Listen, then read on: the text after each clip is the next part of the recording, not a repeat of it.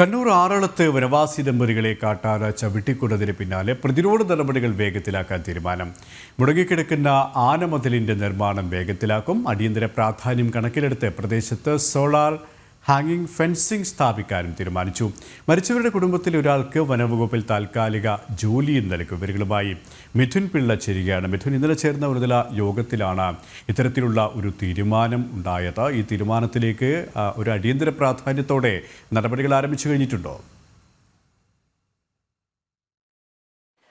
സുരേഷ്, ഇപ്പോൾ അത്തരത്തിൽ തന്നെയാണ് കാര്യങ്ങൾ പോകുന്നത്. നമുക്കറിയാം, വളരെ ദാരുണമായൊരു സംഭവം തന്നെയാണ് ആറളത്ത് കഴിഞ്ഞ ദിവസം നടന്നത്. രണ്ട് ആദിവാസി ദമ്പതികളാണ്, രണ്ടുപേരാണ് മരിച്ചത്. ഈ മരണവുമായി ബന്ധപ്പെട്ട് വലിയ പ്രതിഷേധങ്ങളും അതിന് പിന്നാലെ മന്ത്രിക്കടയ്ക്ക് അവിടെ വന്ന രാഷ്ട്രീയ നേതാക്കൾക്കുൾപ്പെടെ വലിയ പ്രതിഷേധം നേരിടേണ്ട ഒരു സാഹചര്യവും വന്നു. അതിനുശേഷം ഇന്നലെ നടന്ന ഉന്നതതല യോഗത്തിലാണ് കാര്യങ്ങൾ പരിഹരിക്കുന്നതുമായി ബന്ധപ്പെട്ട് ചില തീരുമാനങ്ങൾ കൈക്കൊണ്ടത്. ഇതിൻ്റെ ഭാഗമായി ഈ കുടുംബത്തിലെ ഒരാൾക്ക് ജോലി നൽകാൻ, അതായത് മരണപ്പെട്ടവരുടെ കുടുംബത്തിലെ ഒരാൾക്ക് ജോലി നൽകാനും അവിടെ താൽക്കാലിക പ്രതിരോധം എന്നുള്ള രീതിയിൽ സോളാർ ഹാങ്ങിങ് ഫെൻസിംഗ് സംവിധാനം നടപ്പാക്കാനും തീരുമാനിച്ചിട്ടുണ്ട്.